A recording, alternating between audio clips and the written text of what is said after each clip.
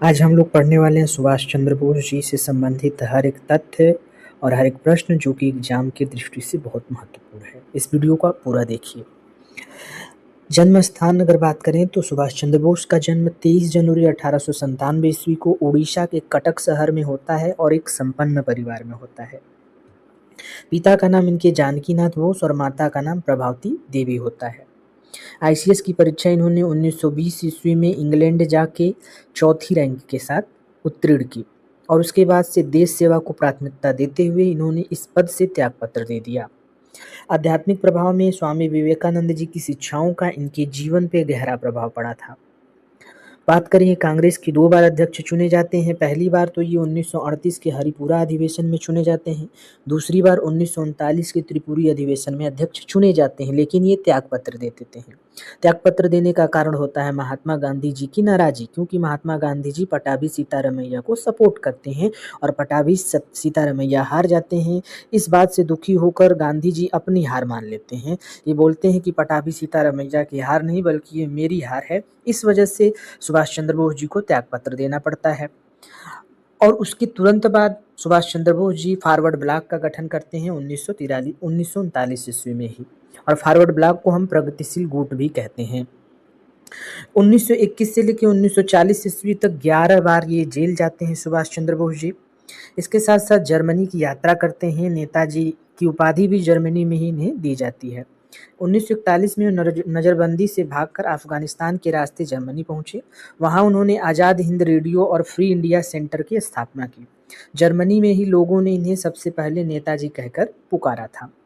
आज़ाद हिंद फौज की बात करें तो ये 1943 ईस्वी में आज़ाद हिंद फौज से जुड़ जाते हैं और आज़ाद हिंद फौज का पुनर्गठन भी करते हैं। चूंकि आज़ाद हिंद फौज जो है 1942 ईस्वी में बनाई गई होती है, किसके द्वारा? कैप्टन मोहन सिंह और रास बिहारी बोस के द्वारा। नारी शक्ति क्या है? तो इन्होंने आज़ाद हिंद फौज में महिलाओं के लिए रानी झांसी रेजिमेंट नाम से एक विशेष महिला विंग का गठन किया था। आगे बात करें तो इनका प्रसिद्ध नारा भी पूछा जाता है। तो इन्होंने नारा दिया था, तुम मुझे खून दो मैं तुम्हें आज़ादी दूंगा। तो भारत के स्वतंत्रता संग्राम का यह सबसे बड़ा प्रेरक मंत्र बना था यह नारा। इसके साथ साथ इन्होंने जय हिंद का भी नारा दिया था, दिल्ली चलो का नारा दिया था। साथ में राष्ट्रपिता की उपाधि जो है महात्मा गांधी को दिए थे।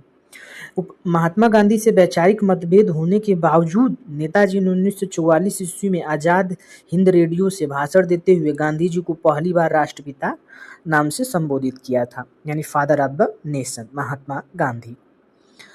व्यक्तिगत जीवन और रहस्यमय मृत्यु इनकी काफ़ी चर्चे में रहती है। तो इन्होंने नेताजी 1937 में ऑस्ट्रिया की रहने वाली एमिली सेंकल से क्या कर लेते हैं? विवाह कर लेते हैं और इनकी एक बेटी है जिनका नाम है अनीता बोस फाफ, जो कि एक प्रसिद्ध अर्थशास्त्री हैं।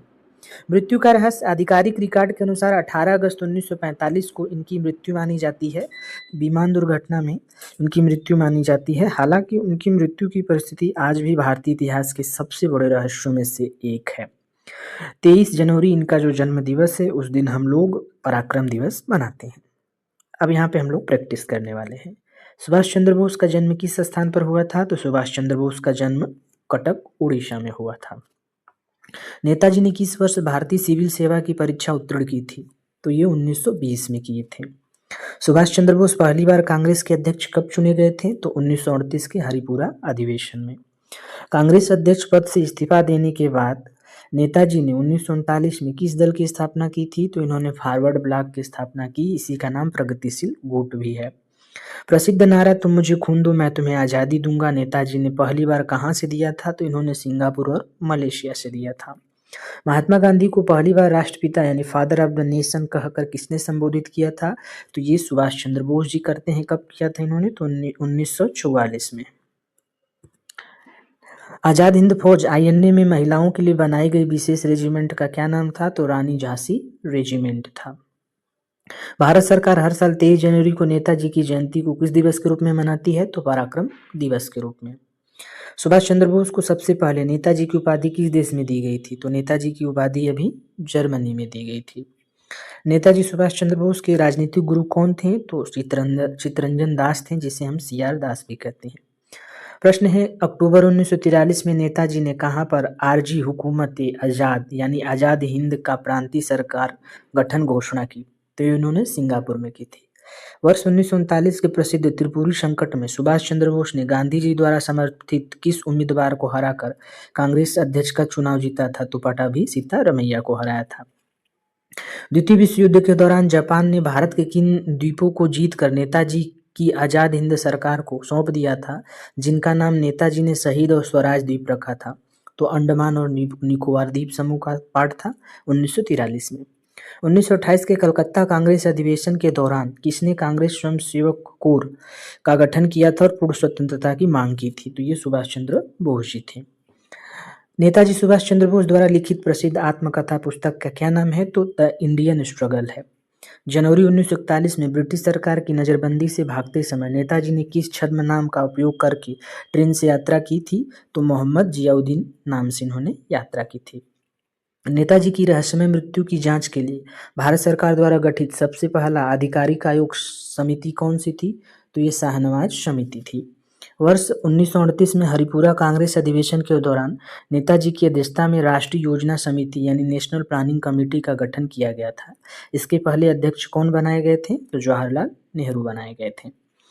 आजाद हिंद फौज के सैनिकों पर वर्ष 1945 में दिल्ली के लाल किले प्रसिद्ध मुकदमे में यानी रेड फोर्ट ट्रायल्स में इन सैनिकों के बचाव पक्ष के लिए वकील का नेतृत्व किसने किया था? तो भूलाभाई देसाई ने किया था।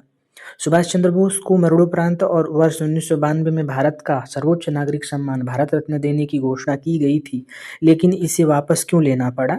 क्योंकि उनकी मृत्यु का कोई कानूनी या आधिकारिक प्रमाण न होने के कारण विवाद है। इस वजह से भारत रत्न देने की घोषणा जो है उसे वापस लेनी पड़ी। तो आपका बहुत बहुत धन्यवाद। आशा उम्मीद करता हूँ ये वीडियो पसंद आया है तो लाइक शेयर सब्सक्राइब करें।